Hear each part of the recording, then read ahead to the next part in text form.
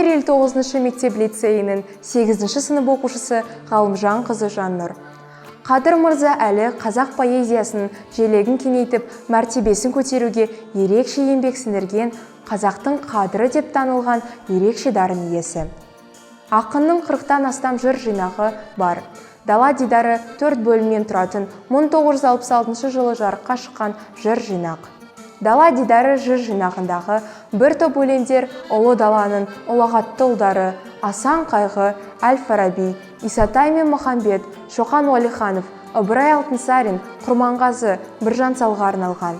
Асан Қайғының зары өлеңінде халық үшін, елі үшін желмаясына мініп, қой үстіне бозторғай жұмыртқалайтын жер іздеген дана жырау Асан Қайғы туралы жырлайды.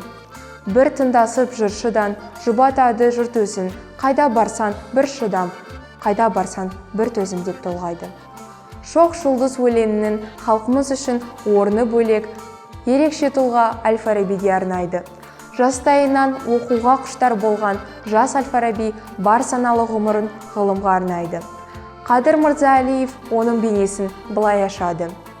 Асыл ойдың алабы дерті міне, надандықтың төзе алмай көр түбіне, ұға тұғын жанынды жан табам деп, кетіп қапсын жат жерге жер түбіне.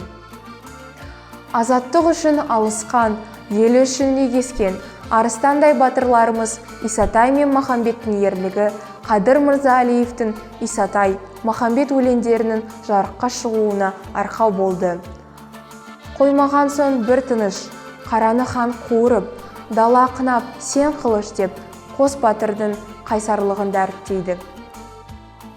Қадыр үшін Шоқан мәңгі өшпейтін жарық жұлдыз.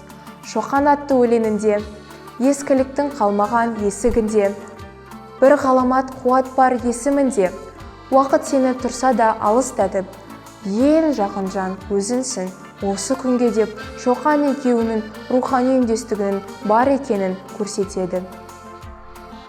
Жақсының аты, ғаламның хаты өлмейді демекші, халқымыздың кемеңгер ұстазы Ыбырай Алтынсарин.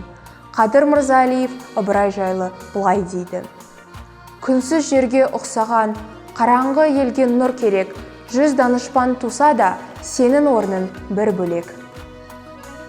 Дәулескер домбырашы, ұлы күйші, Құрманғазы Қадыр Мырза Әлиевтің өлеңінің кейіпкері. Құрманғазы өлеңінде автор оқырманға күй құдіретін паш етіп, Құрманғазының қайталанбас бейнесін суреттейді. Болғаннан соң құреке өзің кекті, боран толы домбыран безілдепті. Жағадан ап сілкетін күйлерінді, тартсам болды ұйқылы ел көз ілмепті. Осылайша Қадыр Мырза Әлиев ұлы даланың ұлағатты ерлерін суреттейді.